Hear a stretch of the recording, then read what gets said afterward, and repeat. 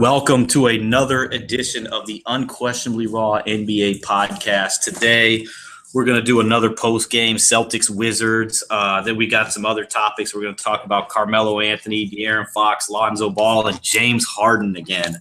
But first, to the main topic, we had another, well, not the greatest game. The last 5 minutes were really entertaining.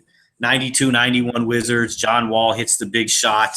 Also, just to throw that, Byron's going to be jumping in late again today. Typical Byron, nothing new there. But I'm going to go to you first, Gonzo. What were your thoughts on this game, man? Did you think the Celtics were going to pull this one out? For a minute, I did, and they just seemed like they were getting on kind of like a little roll for a little bit. But I kind of figured they're just shooting way too many threes. And they're not the Houston Rockets. And I knew eventually those shots were going to stop falling. And I knew that eventually the Wizards were going to – some of the threes that the Wizards took, which I think they shot pretty awful. I think they shot 20%. I thought a few of those would eventually fall for them. Bradley Beal played a wonderful game, 15 to 26 for 33 points. John Wall didn't shoot so great, but he came through clutch. At least he went out. He went out with a fight, unlike Harden. He had 26 and 8. Morris has 16 and 11. They didn't get very much bench help once again. The Celtics didn't get that much bench help. They didn't get that much bench help as well. No, they only the Celtics only had 5 points off the bench. The bench, yeah, so that's kind of bad. Horford, I talked a lot of crap about Horford, but he's actually earned his money in the playoffs. He had 20 and 6, 8 for 12 shooting. Isaiah Thomas, 8 for 24. I think that's 33%, 27 points. One thing I like about Isaiah Thomas, in fact, he's taking all these threes. He took 13 threes. Avery Bradley has stepped up huge. Let's give a lot of credit to him because, he was 10 for 18, 3 for 6 from 3. When is Amir Johnson going to step up? And when is Jay Crowder going to get Crowder's had some good games. Crowder's had a couple good games here and there. But you know what I've noticed with Crowder? It's dependent upon if he's making his threes. Yeah. That's what it is with him. And there's one young guy on the Celtics I really like, and I want him to get hot eventually. I like Rozier. I think he's really, really good. Yeah. I don't think he got enough minutes. When I'm looking at, I see only 11 minutes tonight. He only and three shots. Jaylen Brown only got 11 minutes. Yeah, I don't know why these guys aren't used more. I really don't. Meanwhile, Amir Johnson, who was a complete non-factor, had 1 field goal, 2 fouls, 3 rebounds. Why is he playing 14 minutes? Like I would give. And Amir Johnson hasn't been a factor in one game yet in the playoffs. At all. Like, seriously, like they should be putting – I would risk putting somebody like Olynyk starting or Jaylen Brown get those extra 3-4 minutes. I think he's really showing nothing on the stat line that he's doing to improve his team's chances of winning. Absolutely, and if you put Brown in there and give him some a few extra minutes, he can put it on the deck. He can get to the basket. He's going to defend. What if Amir Johnson's not a great rebounder? He can make some threes if he's wide open. He'll take the occasional three, but if he's not doing that, he's giving you nothing out there. I agree. I think they've got to switch that up. It's terrible. I got one more question too. What's up with Gerald Green in this series? Why is he playing? Man. Ask Brad Stevens. Like I think he's gone to the bigger lineups. I think, and if when they go small, Gerald Green gets minutes. When they go to the bigger lineups, Gerald Green's out of the rotation, and I think Jaylen Brown's getting the minutes that he might get. Oh, okay. I'm like, wow, this dude just had a heck of a series last series against the Bulls. He's not great defensively, and I think that's why Jaylen Brown. Because if you notice, whenever Bogdanovic is in the game, Brad Stevens sticks Jaylen Brown on him, and he's done a really good job on Bogdanovic. So I think that's more so what it is. He trusts Jaylen Brown defensively more. Lance, thoughts on tonight's game? Not impressed. That's the most except the last 5 minutes, unconvincing Game 6 win. I swear. I mean, they really should have won by more than that, man. I mean, the Celtics started off 4 for 16 in the first quarter. They went like 5.5 minutes without scoring. And it just never felt like the Wizards were going to comfortably win. And I don't know. It finally took Wall waking up in the fourth quarter to actually get things going. I mean, like we said, Beal was already having a pretty good game offensively, and even Bradley on the other side. But it took a while for the two starting point guards to get going. And this is, I don't like saying this, but this is one of the few times that I'll say, yeah, you just need to watch the fourth quarter for this game. I hate saying that because that's a stigma for them for basketball, but especially the NBA. But I think this was the one time you could say it. It's crazy because this was supposed to be the best series of all four. This was the one a lot of people were really looking forward to, and it hasn't. In the sense that it's obviously it's going into 7, but I mean, there's been 3 blowouts. Yeah, absolutely. Mm-hmm. They really haven't been. This is probably the first game that wire to wire was close.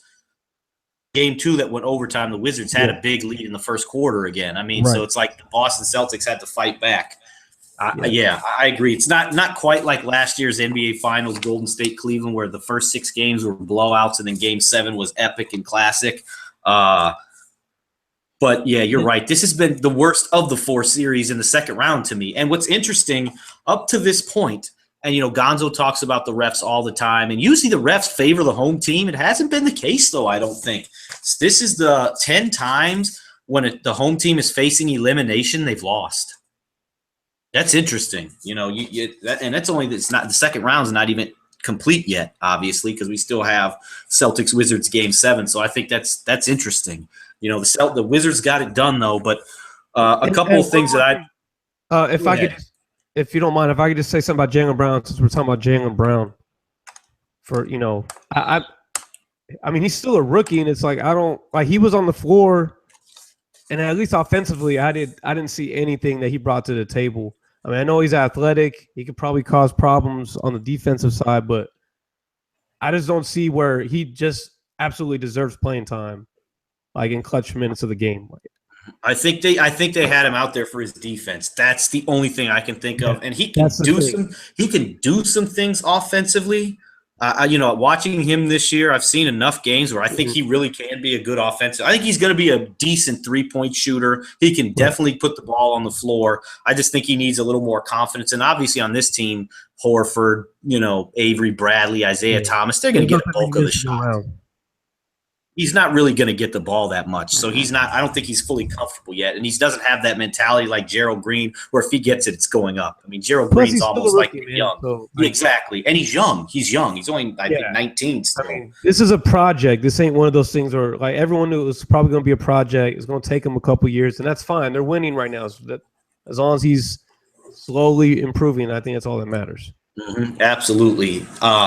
There's a couple things. I jotted some notes down. A few things here. Avery Bradley, Gonzo mentioned it, how good he was. But how good has he really been all playoffs long, shooting the 3? He has been really good for them, and we know what he brings defensively. He really did a great job on Jimmy Butler. So far in this series, for the most part, outside of today, he's really done a good job on Bradley Beal, forcing him to shoot a low percentage. Markieff Morris was really good tonight. 16 points, 10 rebounds, really consistent.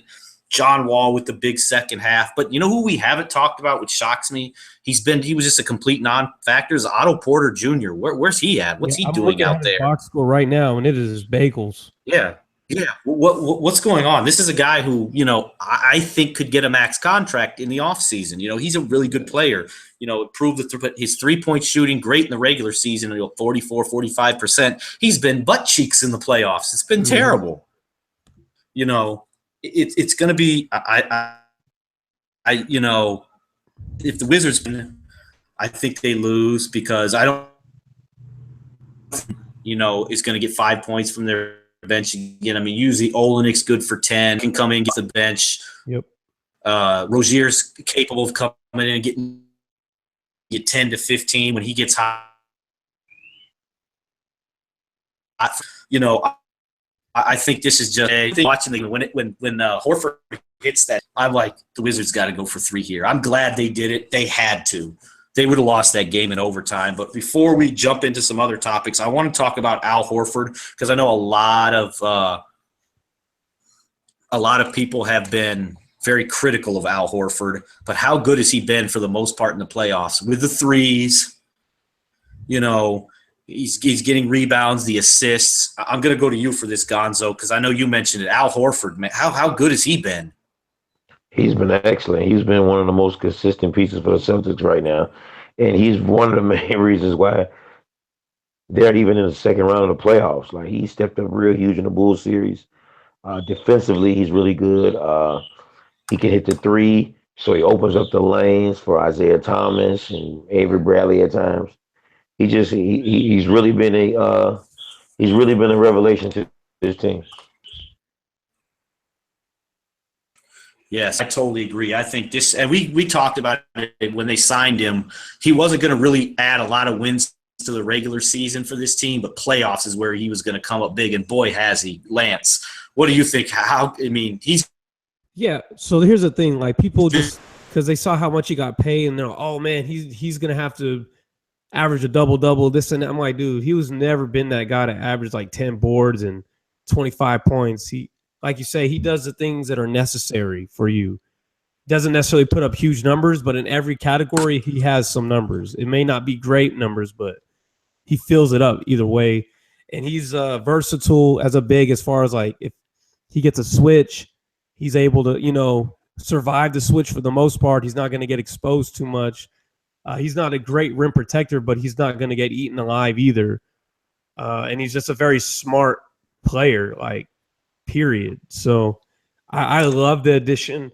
I was never worried because I know a lot of people early in the season were dogging him and dogging to sign him. I'm like, dude, you got to understand what he came here for. He's not a superstar. That's not what he is. So don't try to put him on a pedestal to where he needs to perform like one. Mm-hmm. Absolutely. He's not even really a secondary guy. Yeah, exactly. He's like your best second or third option, really. Mm-hmm. And if he's your third option on a team, that's probably a championship team, honestly. Yeah, absolutely. I think he's an okay second option on an average team like an OKC, but he's a great third guy on a championship level team. Like, in Boston, and I think that's really what he is in Boston. Avery Bradley has really showed that he's that second guy scoring wise. Well, let's jump. I'll say Go right ahead. now, they are one person away from, I think, actually contending, but I think they're one score away, but also I think they need a one defensive stopper as far as at the rim. So let me ask you. I can't take him serious without a rim protector. I agree. So obviously, maybe they're gonna have to do that. So do you? If you're the Celtics, and I'm gonna pose this to you before we go on to Carmelo Anthony. If you're the Celtics, obviously they're not. If they win, they're not beating Cleveland unless LeBron goes down with injury. Kyrie and Kevin Love can both get hurt, and Cleveland's still gonna win. But if you're Boston going into the offseason, obviously you know who the three main targets are going to be: Jimmy, Paul George, and Gordon Hayward. Of those three, Lance, who do you think they should go after? Well, I'm not down for them to trade any picks. So if it goes down to it, they go for Hayward or Paul George. You would not. Paul George you have to trade for him now because he's got one more year. Hayward. I'm a firm believer of keeping your picks and drafting those players because even if you don't win right now, you're going to be winning once a couple years when LeBron's not like going to be the enforcer that he is now. So, but here's the thing you got to remember, though. But see, this is have to consider, though, that I think doesn't get mentioned enough. Al Horford's up there; he's like 30 now, 31. Isaiah Thomas is not a young chicken anymore. Oh, they're probably going to have to trade him not this season, but maybe next season because I don't see them giving all that money to him. And that's the thing, and that's what's interesting and I think in all honesty, the only way I think the Celtics possibly keep their pick is if it's number one. If they end up, we'll find out Tuesday, I believe, is when the lottery will be. If it falls number two, anywhere from 2 to 4, I think they move it. And if it's number one, I think you take Fultz. But we'll see. But if you're I mean, going if to trade the like pick though, number 3, if it like drags all the way to 3, then yeah, I'll consider it. But if it's top 2, I'm but would taking it. you'd I don't rather know. have the number 3 pick than Jimmy or Paul George? No, that's what I'm saying. I don't want the number. I say if it goes down to 3, I'm trading it. But if it's top 2, I'm keeping it. Okay. Gonzo, if you're Boston, if you're Danny Ainge, and obviously, like I said, the 3 targets, Gordon Hayward, you can sign him outright. But you got to trade for Paul George, you got to trade for Jimmy. What do you do if you're Boston? Of those 3 guys, which one do you want? Do you trade the draft pick this year? I don't think I would trade the draft pick. I think I would probably keep the draft pick. I would get someone like a Markelle Fultz. Uh, between Jimmy, Paul George, and Gordon Hayward, I'm probably going to go with Gordon Hayward. Okay, interesting. I just think Gordon Hayward. I just think Gordon Hayward's a little more consistent than Paul George and Jimmy. Like Jimmy Butler and Paul George, they look really, really bad in a lot of games. I can't really say Gordon Hayward looks really awful in a lot of games. Like he's streaky too, but he doesn't look as bad as those guys. And not to mention, he can kind of pass a little bit. Like he's a good passer. Mm-hmm. 6 rebounds. Not a great defender. And not to mention, he played for Brad Stevens in college at Butler. So it's like instant chemistry, with the coach. Absolutely. Like I say, he's not a great defender, but he's lengthy. He's like 6'8", 6'9". Mm-hmm. Yeah, I would probably go with Gordon Hayward. I don't know. Gordon Hayward hasn't had any injuries. His body probably seems like it's in better condition. Like Paul George is kind of skinny. Mm-hmm. He's had a leg injury before. Jimmy Butler's body is probably in better condition than Paul George's, but Gordon Hayward's in really, really good shape. Like I didn't know he was as cut up as he was. And you saw how he can really create his own offense. We saw it against Golden State. He was out there getting buckets. Yeah, and he wasn't scared of the moment either. So like one guy. Absolutely not. He kind of stood up to Golden State. When the average teams would probably back down. Yeah.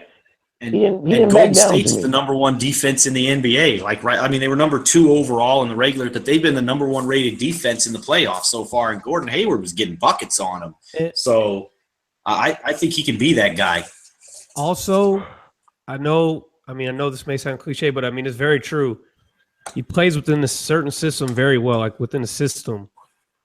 And I just see, there's times where I see Jimmy, I swear he's like freaking pissed all the time, which may be fair, but he's just so disgruntled all the time with the system.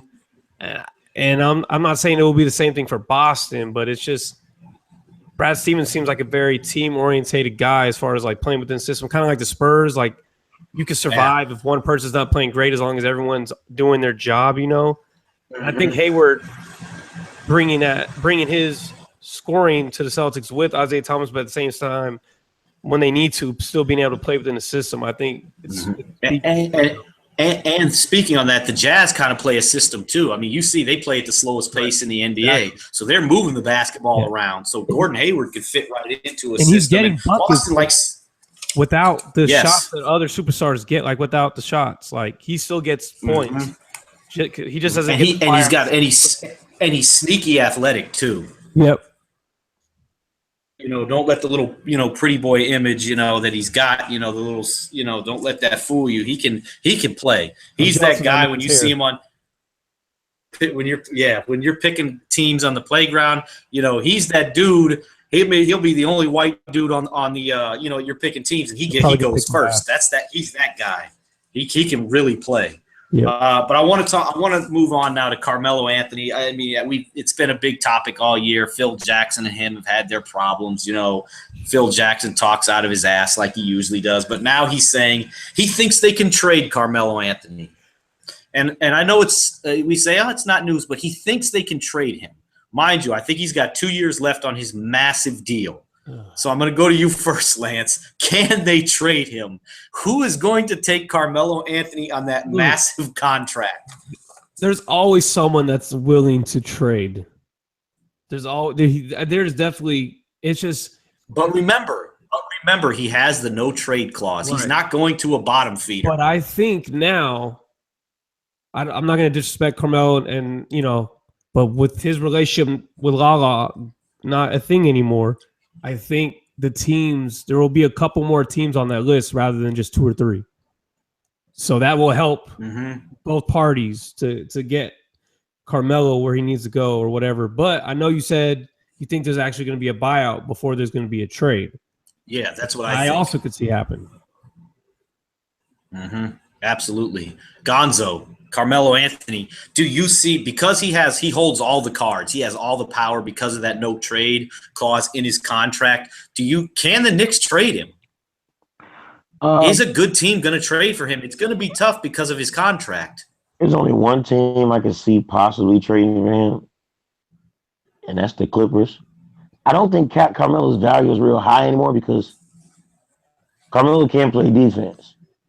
He's just a scorer. He is this era's version of Bernard King. Okay. A lot of scoring. Fair. He won't play any defense, and will probably end up ringless. So what team do you think would trade for him? I mean, obviously, my guess is it the Clippers? Yeah, the Clippers, easily the Clippers, because they can trade Blake Griffin. They could And trade Blake the Knicks Griffin, and the Knicks would take that in a heartbeat, obviously, because you could just throw Porzingis at the 5, so that would work. And Porzingis can pray out on the perimeter, let Blake Griffin, do whatever it is he's going to do in New York. I don't know. Personally, I think he ends up getting bought out. And Byron and I have, I'm waiting for him to pop up. He'll be late. Hopefully he makes it before we're done here. But personally, I think Carmelo's going to get bought out. I think D-Wade's going to opt out of his contract. They're both going to team up with their boy LeBron James. No. And that's going to be a lot of fun. We're all going to say, oh, man, Carmelo's just ring chasing. Go ahead, Gonzo. I got a question, though. Like, if Cleveland wins, they won't really need him, okay? But this is my thing. Why is Carmelo Anthony even a discussion anymore? Like, most wings in the NBA, they can score, but they all play defense for the most part. Paul George, Gordon Hayward's not a bad defender. He's decent. Kawhi Leonard. Just, if you name wings, they all play D. Like Trevor Ariza, he can have 1 or 3, but he plays defense. Melo plays no D. So that leaves a weakness. That leaves a weakness on your team now. Because he might score 30. The Cavs don't really play. Cavs don't play much defense, anyways. And he would, if I'm the Cavs, I'm signing him to come off the bench, not to start, because he can't play the only way I'm starting him is if you're going to put him at the 2 and replace J.R. Smith and bring Smith off the bench, because I think Melo can play the 2. And see, I think if you put him on Cleveland, I think he distorts Cleveland. I think he makes Cleveland worse. I don't think Melo is because one of those. LeBron James, man. I think he'll listen. I think he'll play that back seat and let LeBron do his thing. I think it could work. We thought, look at all the problems J.R. Smith had. He goes and plays with LeBron James, and now all of a sudden, we're really looking at J.R. Smith in a good point. Like I said, I'm predicting Golden State to make history. They're going to sweep throughout this whole playoffs. This is what I believe. Now, if they go get Carmelo, if they have to play Golden State again, I think Golden State's going to really tear a hole into them. It just makes the game easier for them now. Interesting. So, where do you think Carmelo ultimately ends up? L.A. with Chris Paul. Do you think it's a trade, Carmelo and Blake Griffin? Absolutely. Like, Blake Griffin is injury prone. New York will probably accept Blake Griffin because they will probably think they're probably going to be optimistic thinking he's going to be healthy. Or they might, I'm not sure if they can add a third team. Because he's a free agent, if anything, if it's going to happen. Yeah, that's true. I think they could do that, though. I think they could do a sign and trade. I think Cleveland he'd do it. But remember the trade that was the supposed trade rumor was Austin Rivers, and was like, I think it was Redick, Austin Rivers, and one more person or something like that for Carmelo. If that was out there, I wouldn't even trade Melo for Anthony. I'm sorry, I wouldn't trade Griffin for Anthony if that was already out there. If that was a true thing, that a true proposed trade. I don't even know if I'd get rid of Griffin for him. Honestly, Griffin's younger. Yeah, he has a bunch of knee injuries, but he still has a higher upside than Melo does. Bill, because Blake Griffin is definitely younger. Melo's getting up. Yeah. But I like it's just hard. Cleveland I because just don't see come Melo big times for him. So that's kind of what I'm thinking.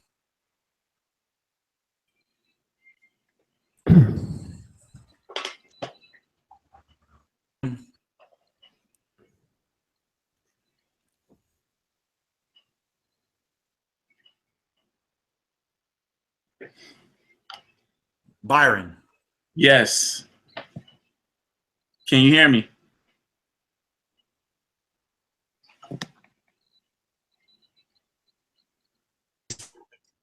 I'm here. He's got some stuff to say. You're breaking up, but I'm here. My bad. Can you hear me now? Yeah. You don't sound so much like Optimus Prime anymore. I can hear you.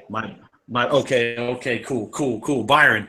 So I gotta ask you this. So Anthony Phil said he can.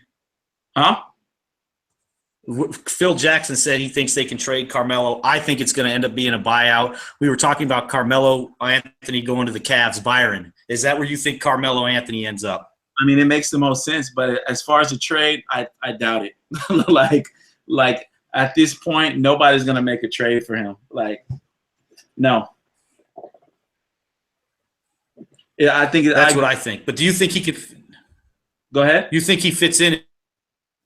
You think Carmelo will fit in Cleveland?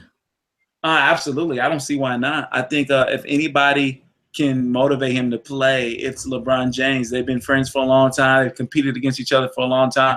You can tell they've desired to play with each other for a long time. This is their chance. It's almost like, it's very reminiscent of like a Hakeem and a Clyde coming together. Long time friends. Rivals, even in a sense, they had to compete against each other so much, and they finally got the opportunity to play with each other, and they got a ring. So I don't see why not. I think Dwayne Wade will be there too. Yeah, I was just talking about that with Lance before we went live here. That's what I think is going to happen. I was letting him know. Me and you have talked about this. I think that's what makes the most sense, and it now pretty much guarantees us Cleveland and Golden State for the next 4 years, which would be fun. Although Byron does have on his Twitter pin San Antonio versus Cavs. So we'll see if Byron's right. But I want to go into this next topic, and I'm going to go to Gonzo with this one first. So obviously the NBA Combine was this the last couple days. The big-time players, they're not going to compete in it. But they show up. They do their interviews, But the top 10, 15 guys, they don't ever compete in it anymore. But I got to ask, recently – it's coming out that a lot of NBA teams are favoring De'Aaron Fox, who's a Houston guy, over Lonzo Ball. And they're talking about Fox going top 2 or 3. Gonzo, can you see De'Aaron Fox getting picked ahead of Lonzo Ball? Absolutely. He's better than Lonzo Ball. Look, the one thing you need your point guard to do in the NBA is run the pick and roll. And guess what De'Aaron Fox does well? He can run the pick and roll. He did that. He did a great job against UCLA. I think he had 43 points? Or was it 34? I think he had 43 points against UCLA. He made Alonzo Ball look like he was a high school student, and he looked like he can get to the rim. He doesn't finish at the rim yet, but I think because his body might not be as strong yet, he has a little height to him, athletic. Like I said, he can get to the rim, and the more practice, he'll get better finishing at the rim. That's no doubt. Hopefully he goes to the summer league and get his body trained a little better. I'm quite sure he'll be a much better player than Lonzo Ball. Mm-hmm. Absolutely, Lance. What are your thoughts on this? Okay, so can you see Fox going ahead of Ball? Okay, so look, people that know me and follow me on Twitter know I do not really care for college ball. But with that said, I try to pay more attention this year because of the supposed deep draft, And I'm going to take a leap here and say people are saying that mostly because of what comes with Lonzo Ball, not necessarily Lonzo Ball, if you know what I mean. his father. Mhm. I'm going to take a leap here and say that probably is playing a little factor in it. I'm not saying it's the ultimate thing, but I mean, a point guard of Lonzo's size, yeah, I don't like his actual jumper, but he can shoot. His size, I don't know. I'm a fan of his game. You know, I just think maybe they don't want to deal with the other stuff that comes along with it. And I know every team has to deal with some kind of family stuff, but I don't think it's as on a big scale as LeVar Bell, if you know what I mean. It's just, I think that kind of has certain teams like not wanting to deal with it, but I think for the most part, they'd probably take Lonzo Ball. Okay. I'm not going to speak and I know Matt De'Aaron Fox because I honestly haven't seen him play enough. I've seen one game from him, so I'm not going to go out and say anything about him. Yeah. Be fair. And LeVar and Magic has come out and said he doesn't think LeVar Ball's crazy antics are going to affect his son's draft position. So we'll see. And I've said the last couple of weeks I think Lonzo would drop a little bit in the draft. We'll see. But I'm going to Byron because Byron is in Los Angeles. So, Byron, I know you have a lot to say about Lonzo Ball. Do you think he could fall in this draft? He remains very humble, despite all the things that his dad is saying and doing that's really making people angry. I don't think that what his dad is doing should hurt him, but I think it will. LeVar Ball is an interesting character. I think that he is going about things the wrong way. I think that there's such a better way for him to get his point across than what he's doing. He's so extra, as they say. Mm-hmm. I don't see Lonzo being a Laker. I can't say he'll be. I mean, there's not a lot of just extraordinary players in this draft, but maybe he'll still be a top 5, maybe a little below, because there's players that are a little more proven. So. Absolutely. Now I want to jump in. This is an interesting topic because when Pete would, some of the last times Pete's been on, I always was a big fan after the NCAA tournament. I liked De'Aaron Fox.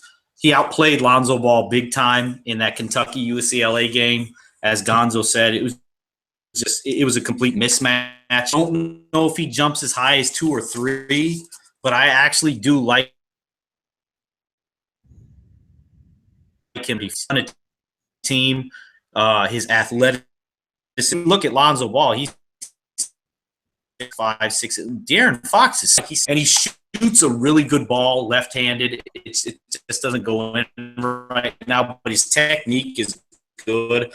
I think he can be a good shooter. Even Pete said jump into a shooter. I think he can. So right now, I think Fox is going to be the better NBA player. So if I'm an NBA team, I absolutely would take De'Aaron Fox over Lonzo Ball, but we'll see. I think Ball's going to fall. He's projected top 3 right now. I don't think he falls below 6 or 7, but I think he could fall to 6 or 7, and we'll see. The workouts are going to come. Yeah, I think he could. We'll see. I don't think LeVar Ball is going to have much of an impact. He shoots an ugly jump shot. It goes in. He shoots over 40% from 3, but I don't know if he'll be able to get it off in the NBA. And like Brady said on one of the other podcasts, he really doesn't, going left and raising up and shooting. NBA teams are going to take his strengths away. But I want to get into this final topic, and I'm going to Byron first. Van Byron, we know the Rockets lost last night. So what happens? James Harden's at the strip club, and he's partying with Kylie Jenner. He's making it rain. Byron, what are your thoughts on James Harden? He's on mute. My thoughts on James Harden. I wish. I'm sorry, man. I got a phone call.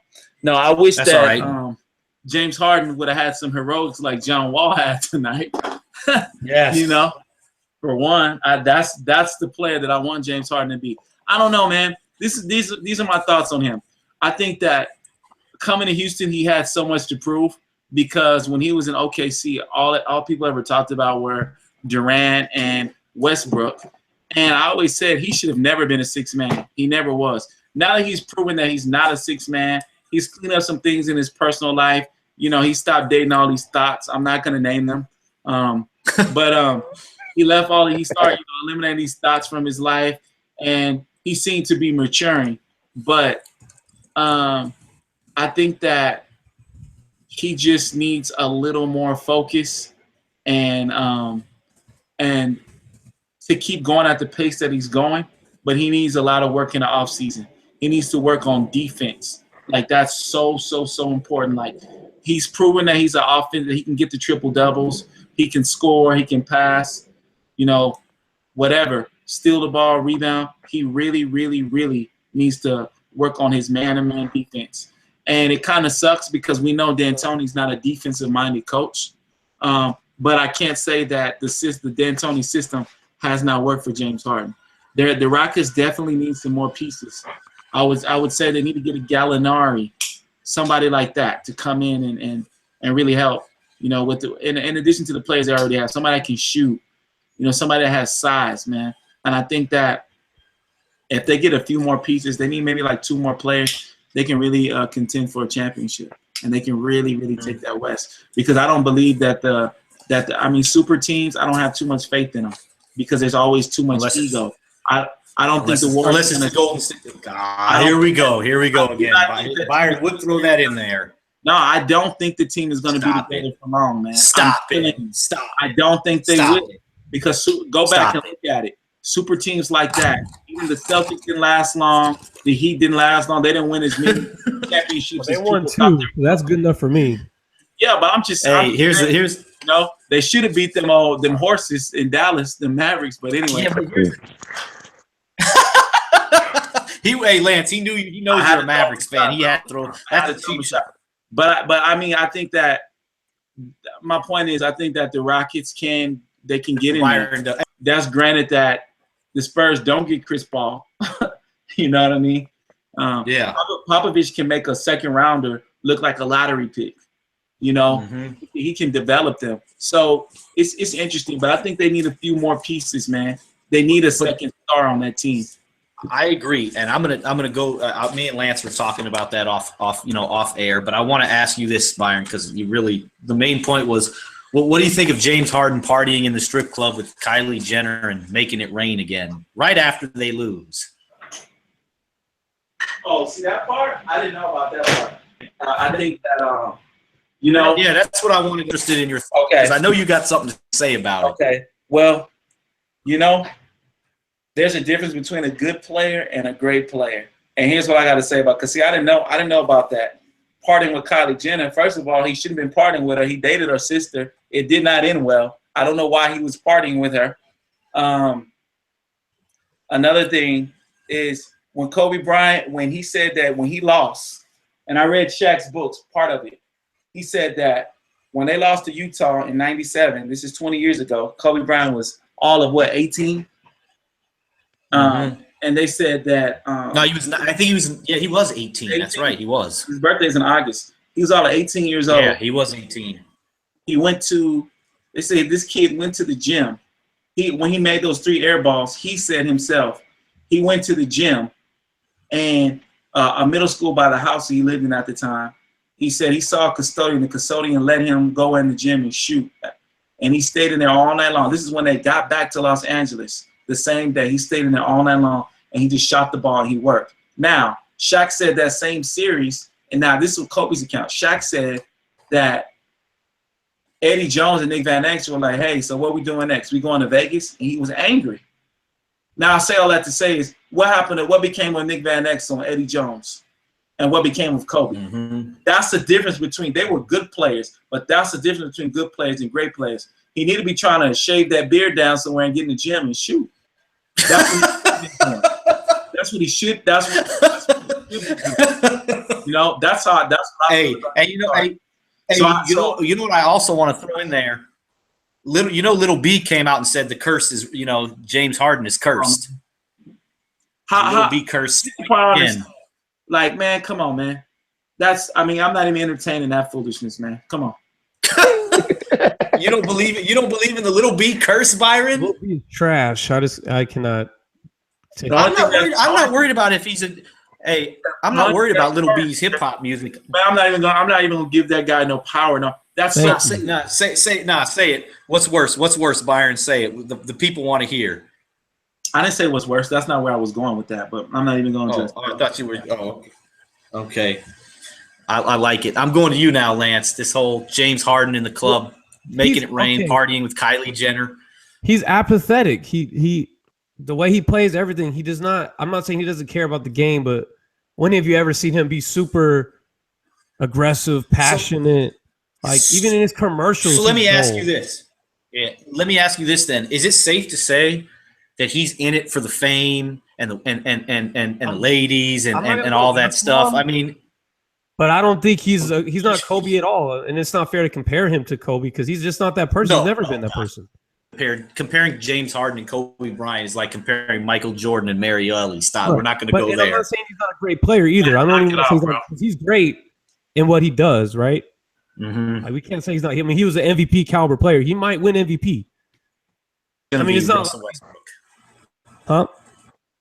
It's going to be Russell Westbrook. Westbrook didn't have such a great couple last games anyway. Yeah, but hey, no, he didn't. But at least he was aggressive. Yeah, at least he was aggressive. But he's aggressive, but he's not doing nothing. He's just making a lot of mistakes aggressively. Which is, yeah. My problem with Harden is it's not nothing to do with his defense this last game. He literally took 11 shots. That's a problem. Mm-hmm. You got to at least take 20, 25 in this situation. I usually don't like volume scores. And he only took like one shot in the first quarter. Yeah, they said it took him until like the second half of the second quarter to take a shot. Mm-hmm. No way. And that's not on the coaches either, because I know the system is dedicated to him running it. Well, offense. So I'm not going to blame it on D'Antoni. That's his problem. And as far as him being a strip club, hey, when I have a bad day at work, guess what I do? I go drink beer. I mean, who am I, right? I mean, and I'm not saying he should go to strip club or he should go to the gym, but it's either – I mean, he went to the strip club and threw some money, or he could have been an idiot and did some drugs or drunk drive. At least he went there and did that instead of doing something really stupid. I'm not saying what he did was right or wrong, but, I mean, it could have been worse. I just hope that he sees what happened, and I'm more worried about him blaming – he didn't have a rhythm. Dude, you have the ball in your hand most of the game. There's no excuse for not having rhythm. That's for a role player that gets the ball once or twice a game. You can say they don't get no rhythm. You dictate the offense. You make your own rhythm. Yeah. That's my problem. That's all I got to say. I have no vendetta against him. He had a great season. No. I mean, let's be honest. Pop is undefeated versus D'Antoni. So it's not like this is shocking. Except for the 39 points without Kawhi is shocking. That's all. That's what I'll say. What are your thoughts on James Harden at the strip club, making it rain, partying with Kylie Jenner, man? I know you got something to say about this. I'm going to piggyback off Byron for a minute, about the good players and the great players. The good players, they'll just go out to the club after just like they didn't even lose a big game. The great players go and work on their game and improve. I think the whole James Harden incident last night is more of a sign that there's confusion on the team. Because if you notice in game 3, it was Nene and it was someone else who tried to help James Harden off the ground. Mm-hmm. And he ignored them about 3 times and got off the floor himself without even accepting their hand to help him get up. So to let you know there must be some type of a discord in the locker room. James turnovers late in games. They're probably talking about him not being aggressive enough. And last night he probably wanted to show them if I don't do it, you won't win. So I'll blow the game and show you just how important I am to the team. I think it's more or less a message to the players who had something negative to say about him. That's what I really think. Because if you look at James Harden, that was not James Harden last night. That was somebody else. I have no idea who that guy was on the court. But in the offseason, he spited his team to make a point. Is that what you're saying? Yes, absolutely. Wow. I believe so. Absolutely. I also believe that this summer he should also go visit the Wizard and get some heart, because you can't let small stuff like that irritate you. You still got to go out there and play your game. That's why Russell Westbrook should be MVP in my opinion now. Okay. One thing about Russell Westbrook, he might have lost the series, but he didn't lay down. He was aggressive.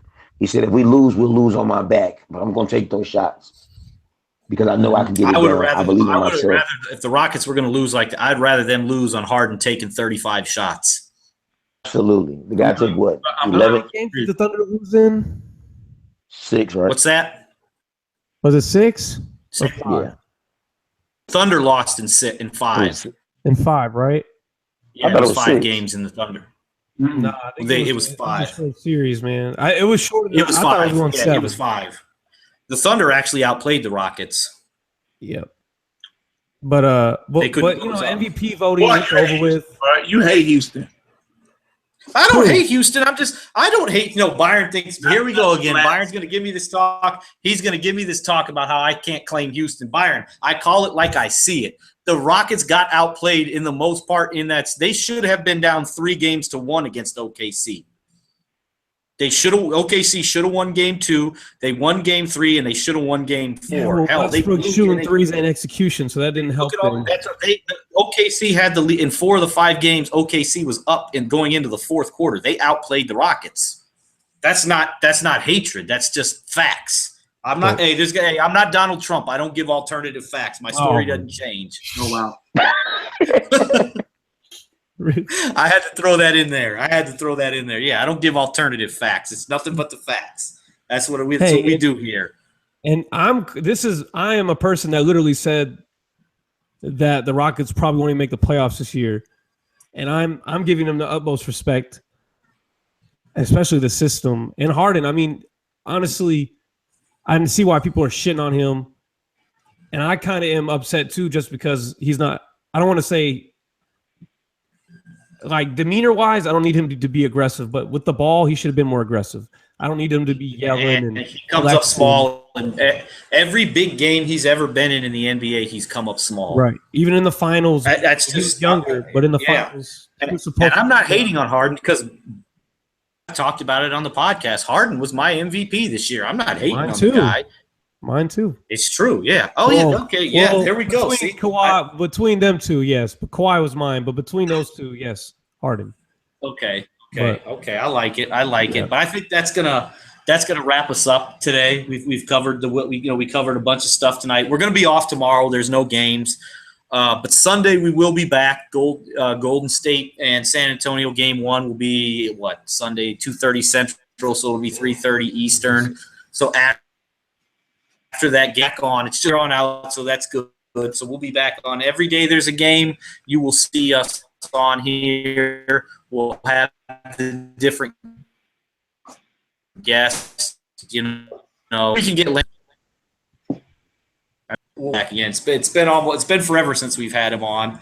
I know Gonzo will be good to go. I know Byron's ready to hate on the Warriors come Sunday, right, Byron?